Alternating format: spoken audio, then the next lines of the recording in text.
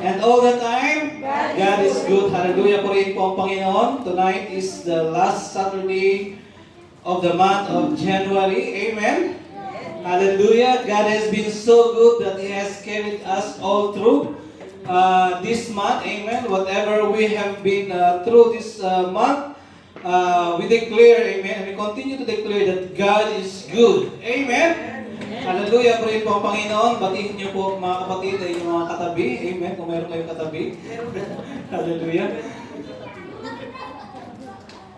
Praise the Lord. Hallelujah. Sige po. Maraming salamat music team. Amen. For ushering us in praise and worship. Hallelujah.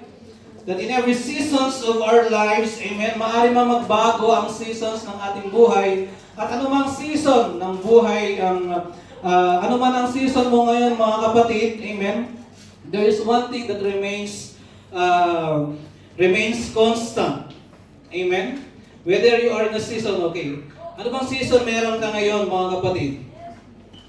Maybe you are in a season of joy, maybe you are in a season of sorrow, maybe you are in a season of difficult times, or maybe you are in a season of passing the test. Whatever seasons that you're in right now, ano bang season meron ka ngayon, mga kapatid, there is one authority in us, amen, that is never changing.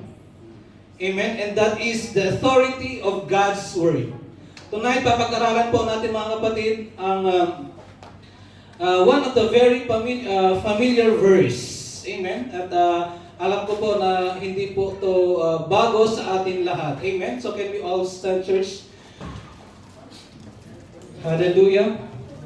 The title of the message tonight, sabi niya doon, The Unchanging Power and Purpose of God's Word. The Unchanging Purpose of God's Word. 2 Timothy chapter 3 verses 16 and 17. Nakikita po ba natin? Amen. So sige po, basahin po natin ng sabay-sabay. Napaka-colorful, ano? Hallelujah. Purihin po ang Panginoon. 2 Timothy chapter 3 verses 16 and 17. Verse says here, All Scripture is inspired by God, breathed out by God, God breath, and is useful for teaching, for showing people what is wrong in their lives, refuting error, rebuking, for correcting faults, and for teaching how to live right, training in righteousness, using the Scriptures so that the person who serves God, God's person, will be capable, competent, having all that is needed, fully equipped to do every good work. Let's just close our eyes. Hallelujah. Dakilang Diyos, aming Ama, maraming salamat, Panginoon, sa gabing ito, Lord God.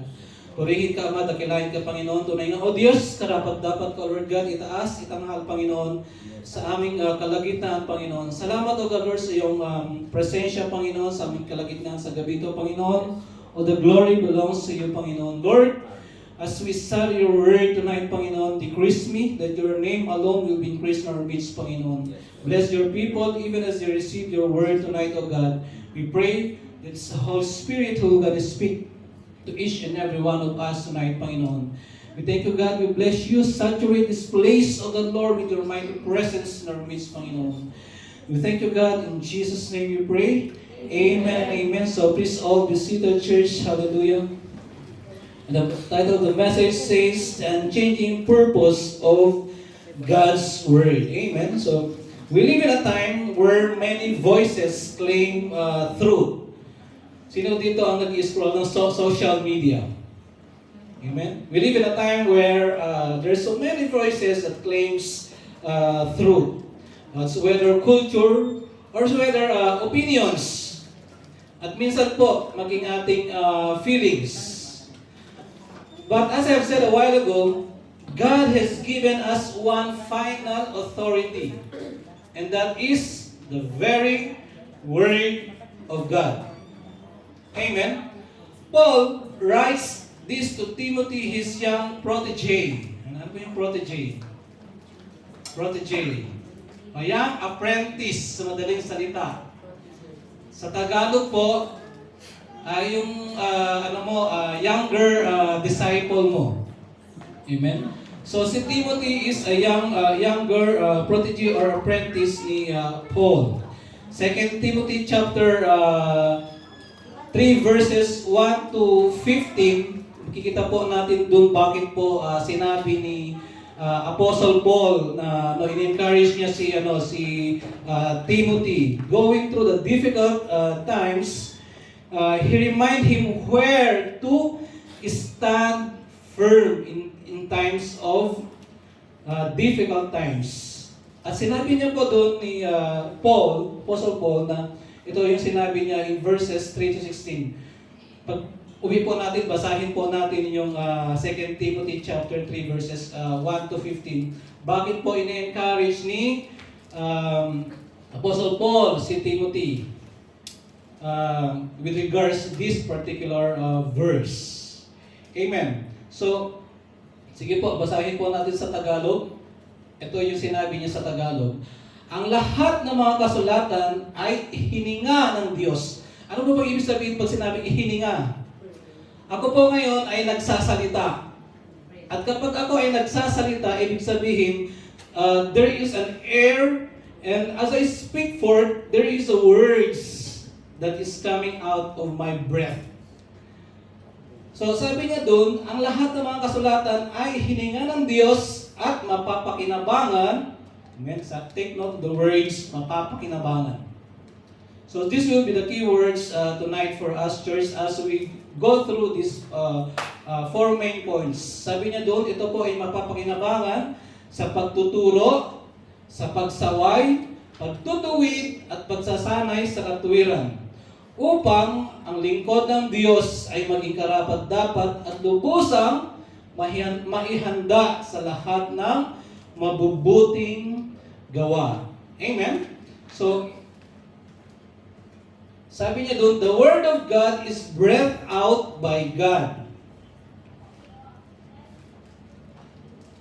So, all Scripture is therefore God-breathed. Ito po ay kinasihan, ito po ay hininga ng Panginoon.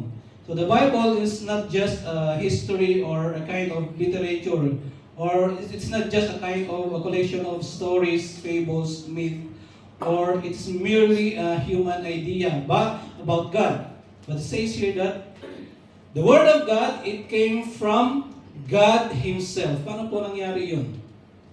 It is through the power of the Holy Spirit.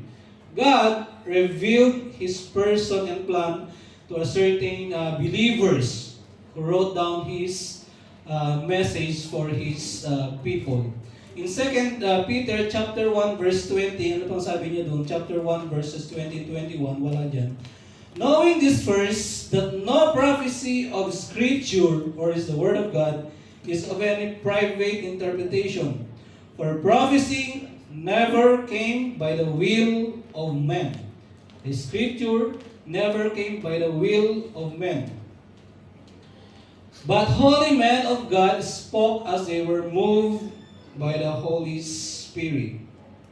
So, kung ganun, when the Scripture is breathed out by God, ito po ay hininga ng Panginoon, ng Diyos. So, if God breathed it, then we can trust it. Kasi ang Diyos po ang ihininga po ng Diyos ang kanyang salita, His very words. So if God breathed it, then we can trust it. Amen po ba? And so if God breathed it, then we can trust it. Therefore, if God breathed it, then we must obey it. That is the challenge for us. Amen. So, just as breath gives life to our body, amen, kaya po tayo buhay ngayon, nakakatayo, nakakaupo, it's because there is a breath in our body. Tayo po ay humihinga. Amen. At ganun din, the God's Word, ang salita po ng Diyos, ay siya nagbibigay ng buhay sa ating espiritu.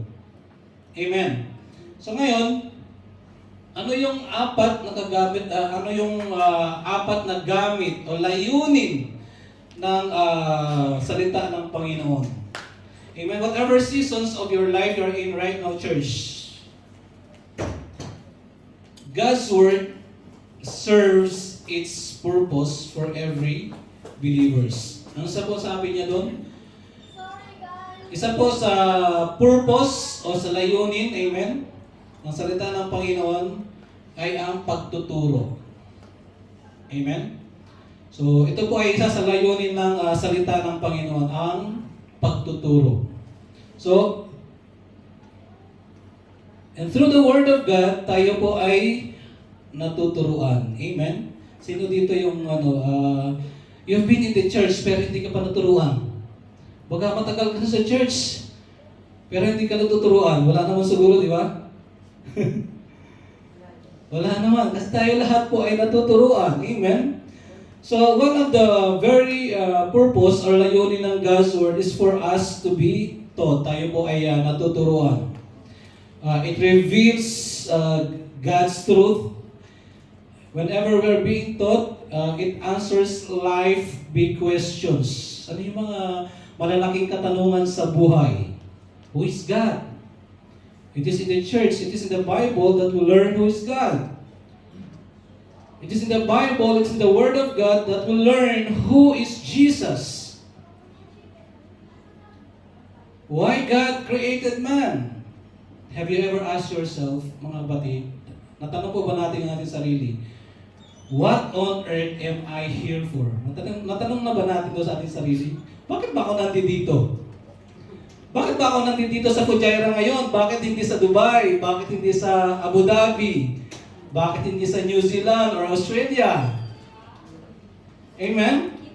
So, through the Word of God, we are being taught.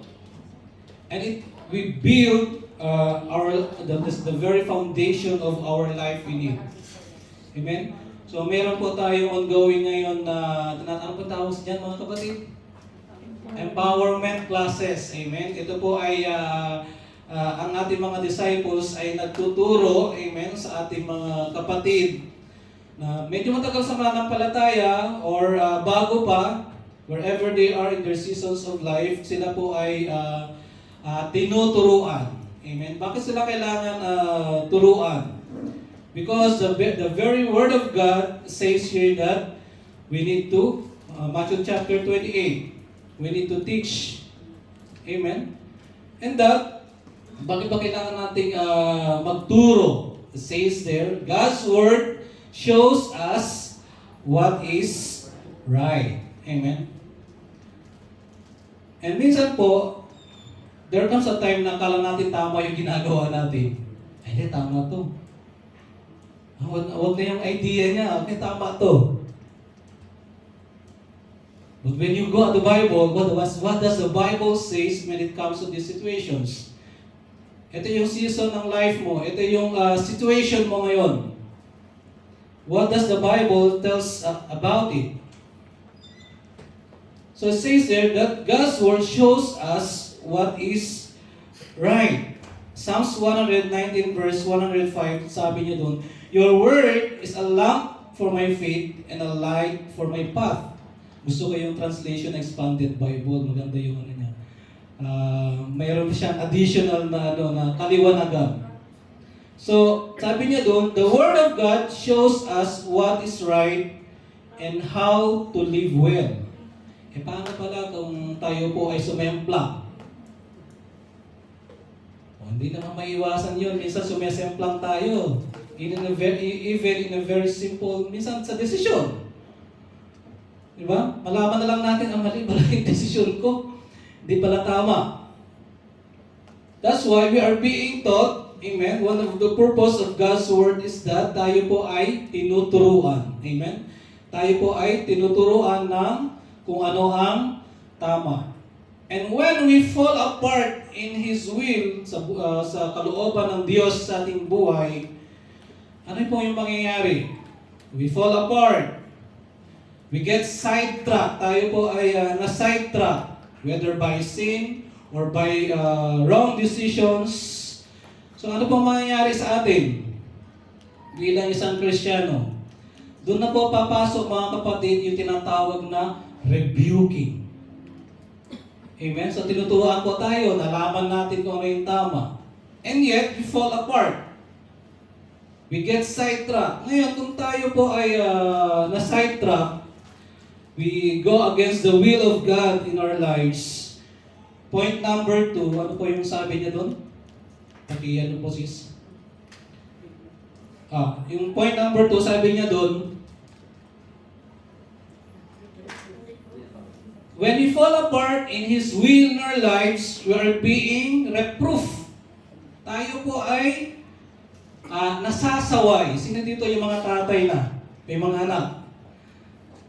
Amen? So ito po, alam na alam po ng mga tatay, ng mga nanay na. Amen? So when we fall apart, even by, it's either by sin or by decisions, we are being rebuked. Tayo po ay nasasaway. Amen? Why? Because the Scripture confronts sin in our lives, confronts weaknesses, confronts whatever that is not in alignment of God's will in our lives. So, when you are not sure whether what you're doing is right or wrong, kasi dumadaan naman talaga tayo minsan sa ganung season, tama ba yung ginagawa ko? Or mali ba yung ginagawa ko? So when you are not sure what you're doing is right or wrong, in the eyes of men or in the eyes of God, we have the very scripture of the word of the Lord. Amen? Andiyan po yung word of God, amen? To show us what's wrong with our attitudes or to show us what's wrong with our actions. The very Bible itself, lalo na kung walang sumasaway sa iyo. Paano natin malalaman walang sumasaway sa atin? Mali na pala yung ginagawa natin, mali na pala yung ginagawa kong desisyon, walang sumasaway. How can we have that balance? We have the very scripture of the Lord. We have God's word to confront us. Pero ang tanong, paano din natin malalaman kung hindi natin binabasa yung word? Amen?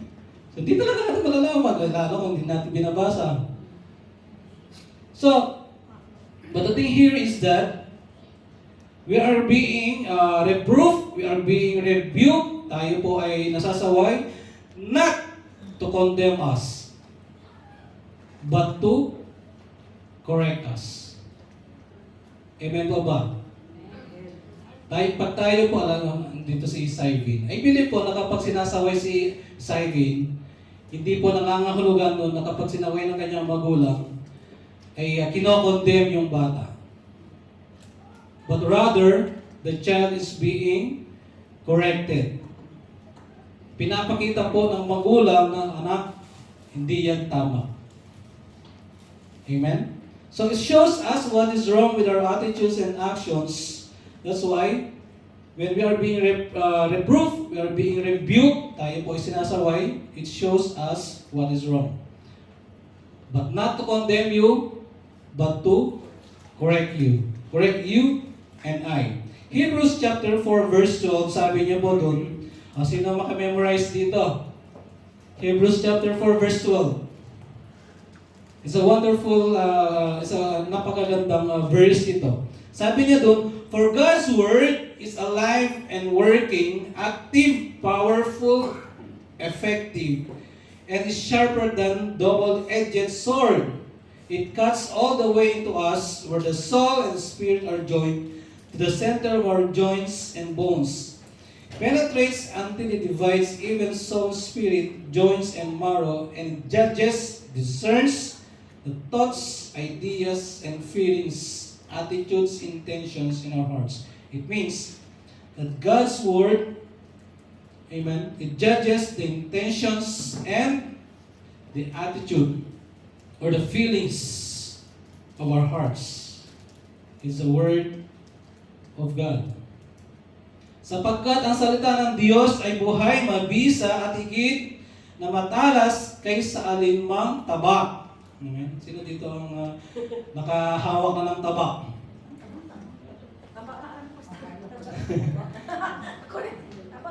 Taba. Sabi niya dito, sapagkat ang salita ng Diyos ay buhay, mabisa at higit na matalas kaysa alinmang tabak na may dalawang talim. Tumatagos ito hanggang sa pagitan ng kaluluwa at ng espiritu, hanggang sa mga sukasuan at utak sa buto, bone marrow. At may kakayahang kumilala ng mga pag-iisip at mga hangarin ng puso. Amen. God's Word, it has the ability, amen, to discern the intentions and the motives of our hearts. So when we are being reproved, when we are being rebuked, tayo po ay nasasaway, we are being confronted by God's Word. The purpose is not to condemn us. Remember this, brothers and sisters, that when we are being corrected by the Word of God, it is not to condemn us, but to show us that something is not in alignment with God's will in our lives. Amen po ba? Amen? So, when we stand being reproved, kasi pagkat tayo po lahat bilang isang Kristiyano, dumadaan po tayo sa season na tayo po ay nare-review. Ngayon, kung ikaw ay isang Kristiyano, you have been 10 to 15 years at hindi ka pa na-review or hindi ka pa na-correct, there's something wrong. When we stand being reproved, being rebuked, or nasaway, the purpose is not to condemn us, but to correct us. Amen? Amen po ba? Amen. Hallelujah. Now, it says there, sabi niya doon, God's Word shows us what is wrong. Amen. Yung una po kanina, ano po yung sinabi kanina? God's Word, kaya po tayo ay tinuturuan, nang sa ganun ay malaman po natin what is right. And despite of the fact na we know what is right, may mga pagkakataon po na tayo po ay nagde-deviate to what is right. Kaya tayo po ay nararanasan po yan natin yung season na tayo po ay nasasaway. It's either directly by the very Word of God or through people which God places in our lives for us to be rebuked or for us to be masaway. Amen? And thirdly on that, ano po sabi niya dun? When we stand being rebuked or being reproved, hindi po tayo kinokondemn but to correct us. Now, ano po yung correction? So, ikaw ay sinaway.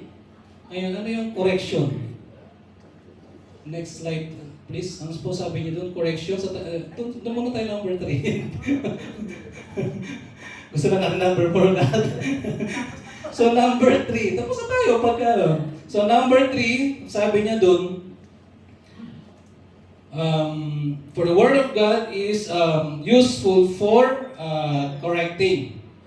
Amen? It shows us how to get right. Amen? So, kapag po tayo ay kinumpronta, ni-review, ano yung magiging solusyon? It doesn't end there. Hindi dapat doon tumitigil. Amen? Na kapag ikaw ay nakaranas ng pagsaway, ikaw ay nakaranas ng pag-review, hindi dapat tumitigil doon. Meron pong kasunod, mga kapatid. Ano po yung kasunod doon? It's in correction. Ito po yung tinatawag na pagtutuwid. Okay, mali po yung desisyon ko. Ngayon, anong gagawin natin? Meron tinatawag na pagtutuwid. Amen? Kasi mali po yung naging desisyon natin. Meron yung kasunod nun. Ang kasunod nun is pagtutuwid. Which is, sabi niya dun, God doesn't just point out sin, or God doesn't just point out shortfalls, or yung naging kahinaan mo, or your shortcomings, but He provides a way back. Nakita po natin yung progression, mga kapatid. God provides a way back for us to get on the right track. Amen po ba? So, ang correction, ang layunin ng correction is to restore us, hindi yung to destroy us. Amen? Kaya kapag po tayo ay nako-correct, alam niyo po yung parents ko, minsan na-correct talaga ako. Masakit talaga kasi syempre magulang mo mga yun eh. So, sasabihan ka talaga ng mali yan. Hindi dapat ganyan. Masakit pero kailangan mong tanggapin. Kasi magulang mo sila eh. At alam nila na nasa tama sila. Amen. So, why we are being corrected in a seasons of life kung saan po tayo nakakaranas ng pagsaway, in a seasons of life kung saan tayo po ay nakakaranas ng corrections. Yun ay dahil kailangan po nating ma-restore. Amen? Hindi po upang lalong masira.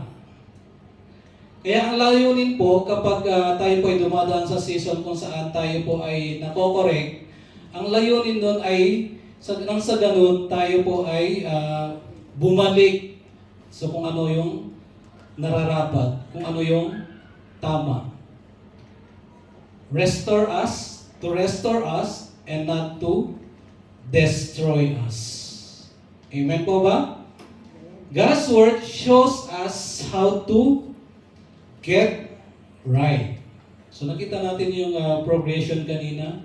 God's Word shows us what is right. Tinuturoan po tayo mga kapatid. Paulit-ulit tayo tinuturoan ng Word of God. Bakit ba kailangan natin paulit-ulit? Itong na to, narinig na natin to, di ba?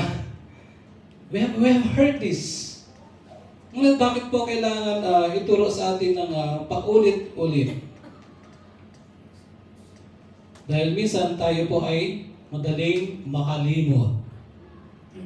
So, that's why God in His Word reminds us, tayo po ay patuloy paulit-ulit na tinuturuan. The Word shows us what is right. And when we fall apart, the Word shows us exactly what is wrong. Ito yung kapatid, anak, this is wrong.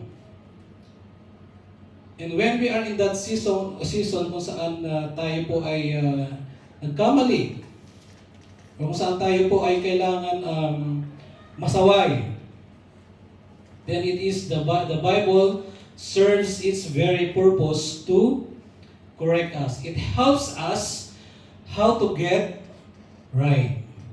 Amen? So, doon po yung proseso na tinatawag. Sabi niya doon sa Awit 19 verse 7, ang batas ni Yahweh walang labis, walang kulang.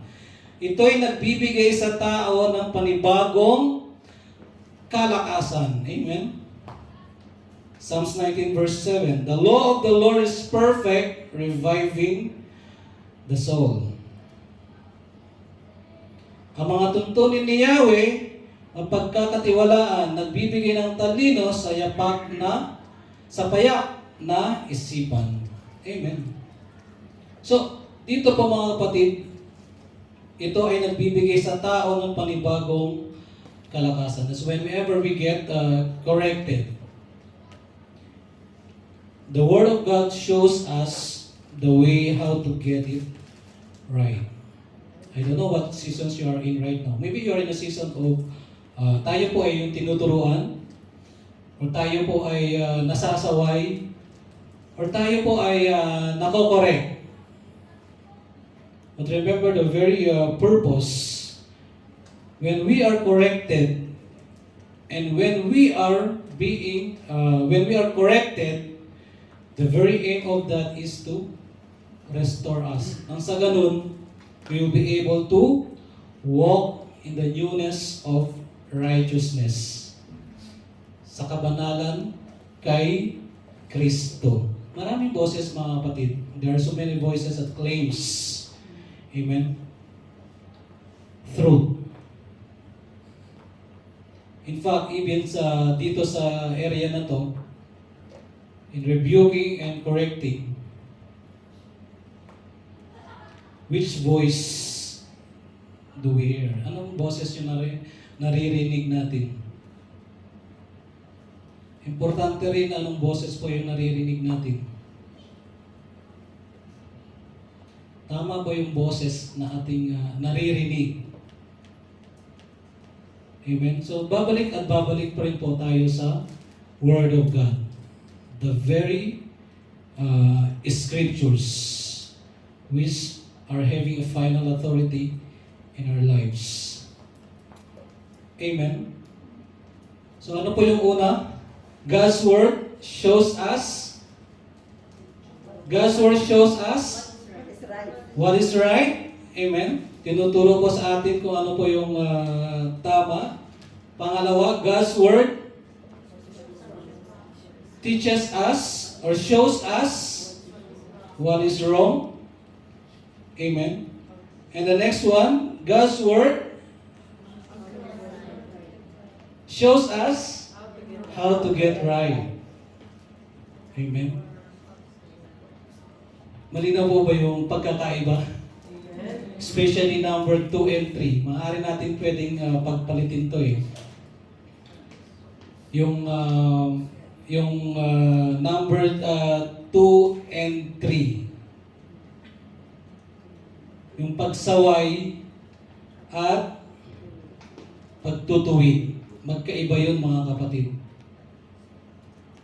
Pagsaway at pagtutuwid. Magkaiba. Pagsaway, you confront. Mali yan kapatid. That is confronting. At hindi po ito madali. Amen? Hindi po madali yung mag-confront. This is to be done in a very sensitive, cautious manner. Amen? Pero kung magulang mo yung walang pakialam yan. Kung magulang mo yung magsasabi sa'yo, walang pakialam yan. Masasabihin sa'yo kasi sila yung magulang mo. Amen? So, pagsaway at pagtutuwid, it's a two different thing. Amen? So, kung darating po tayo sa panahon na ganun, let's remember this church. Amen? Ang layunin ng Scripture. To teach us, amen? To rebuke us, to correct us. 2 and 3 is a very, ito po ay hindi pareho. Number 3, correcting, it provides a way to us back into what is right. Nakuha po ba natin? Simple lang po ito, pero dapat paglabas po natin, makuha natin, ha? Amen?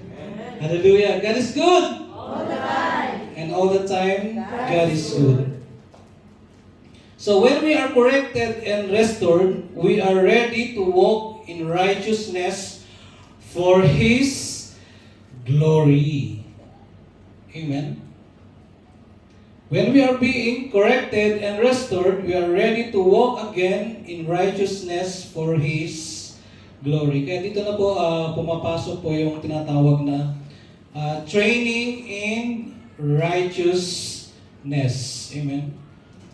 Training in righteousness. Training is continuous. Ito po ay continuous. Means tuloy-tuloy. Amen. Hindi ito overnight. Na kapag training mo si Sir Jam, expect mo na, magaling na yan. Okay? Hindi na yan magkakamali.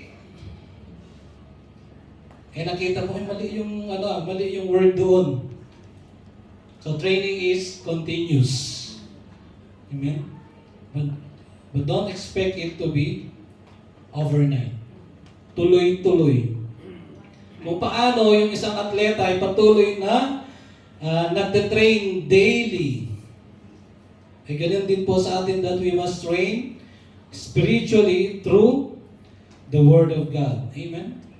So, the Scripture, it shapes our habits. It shapes our character. And it shapes our discipline. Kaya we are being encouraged doon sa Joshua 1 verse 8. Ano po yung sabi niya doon sa memory verse? Meditate the Word. Amen? Hindi ba kailangan sa 10 chapter ang kailangan mo ma-memorize o mabasa. But sabi niya doon, meditate the Word day and night. Be a doer of the Word. And that's a challenge for you and I, to be a doer of the Word. Every Saturday, we are hearing a word over here. Amen? Every Saturday po tayo po ay nakakarinig ng Word of God. During Bible study, we are hearing also as well. And the last, ang isa pong huling layunin dito, ano pong yung sabi niya doon? Number 4, training in righteousness, pagsasanay sa katwiran. Amen? And isa po sa layunin ng Scripture. Bakit ba kailangan natin mag-aral ng Word of God? Hindi lang to increase our knowledge. Para sa ganun, meron kang ipang-rebut kapag nagkipag-argue ka. Meron pong mga ganun, nag-aaral ng Word of God para sa ganun. Meron silang pang-rebut, ano tawag ba? Pang-defense. Hindi, sinabi sa ganito. Alin sa ganito. Kumbaga, one of the very purpose, bakit inaaral yung buong Word of God? Para sa ganun, kapag na-encounter nila yung taong ganito, meron silang pang rebuttal or pang defense. Sabi kanina, God's Word knows the intentions and motives of our hearts. Bakit ba natin inaaral ang salita ng Word of God? Is it because we want to impress of our Bible knowledge? Hindi po yun yung main reason why we need to study the Word of God. Nang sa ganun, meron tayong tabla kung kanino mo gustong makipag-argue. Nakita po natin dito, what is the end results when we study the Word of God with right motives and intentions? Next slide, please. Ano po sabi niya doon? The end result of why we study the Word of God is because we want to be equipped. 2 Timothy 3:17, so that the servant of God may be thoroughly equipped for every good work. So that we will be equipped means we are being prepared. God's Word will prepare us for life. Amen? God's Word will prepare us for ministry. And God's Word will prepare us for challenges. Sino yung mga leaders dito, no? Or aspiring leaders? Kikita ko dito, mga aspiring leaders. Why we are being taught of the Word of God? The end result, amen, is for us to be equipped. For us to be complete means magkaroon tayo ng knowledge, wisdom, understanding. Hindi dahil kailangan natin makipag-argue sa iba, kundi dahil it prepares us for life. Amen? It prepares us for the ministry which God has entrusted unto us. And it prepares us for the challenges. Hindi po madali ang nasa leadership, brothers and sisters. At hindi rin madali ang buhay bilang isang Kristiyano because the Bible is true when it says, in this world, you will have trouble. But take heart, I have overcome the world, Jesus said. So, the end results, amen, why we go through all these seasons of life, we are being taught, we are being rebuked, we are being corrected, and we are being trained. It's because the purpose is that we will be equipped. Kailangan po natin ma-equip. Kasi paano tayo mag-lead ng next generation? These kids that we have right now. I'm so blessed seeing them. Yung mga teachers, palakpakan po natin yung mga teachers ng mga ating kids ministry. These kids that we are teaching right now, mga tinuturuan po natin mga bata ngayon, they are the future kingdom builder of this very church. Kaya yung ginagawa po ng ating mga teacher dyan, amen, bagamat maaari yung sabihin, hindi naman kami napapansin. No. You are planting seeds in the hearts and soul and spirit of those kids in the next generation. After 20 years from now, where will Sivin will be? 20 years from now, Simix, Micaela, they will be the future kingdom builder of this very ministry. God's will, andito pa sila. Amen po ba? Amen. Palakpakan po natin yung mga teachers ng ating kids ministry. Amen. That's why, when we study the Word of God, this God's words helps us. Amen.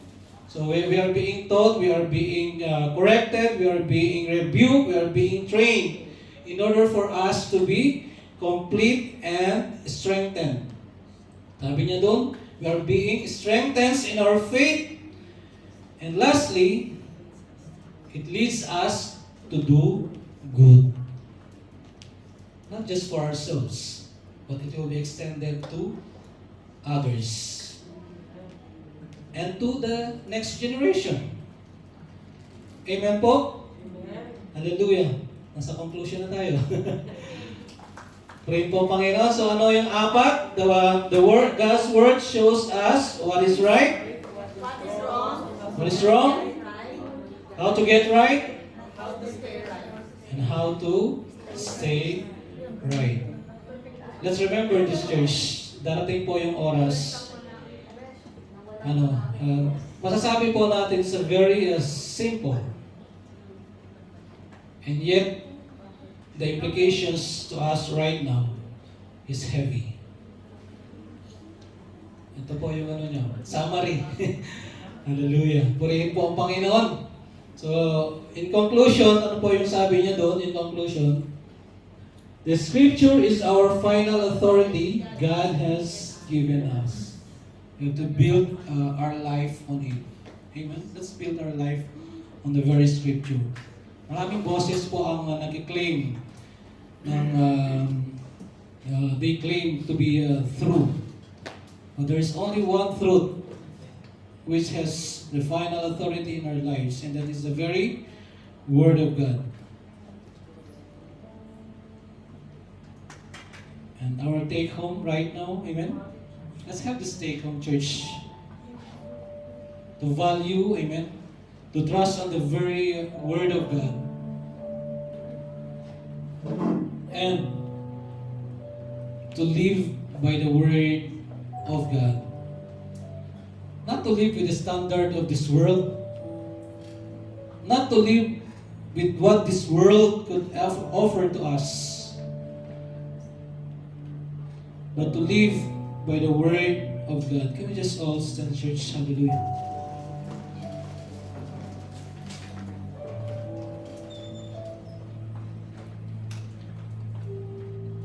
Hallelujah.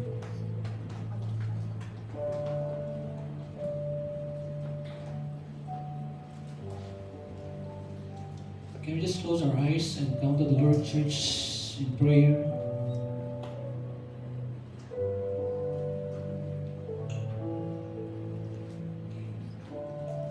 The Bible says, let the word of Christ dwell in you richly.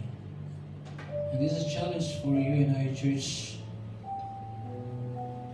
to allow the word of the Lord to dwell in us richly.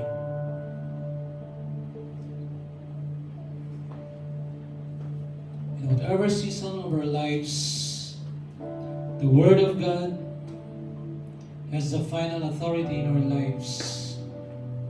It has the final say in our lives. In every season of our lives, God's Word remains unchanging. And God's love for you and I remains unchanging.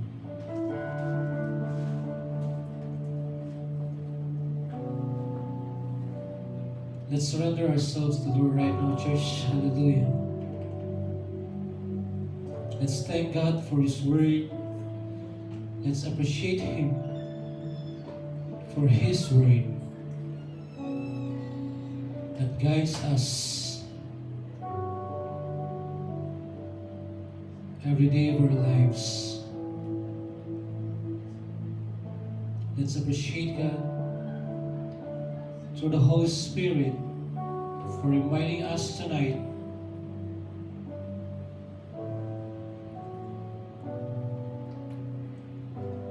thanking Him for teaching us the way to live well.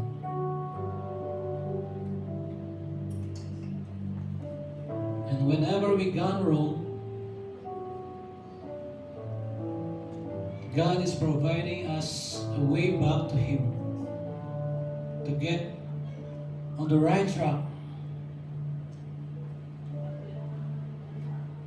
in your lives, that we may be able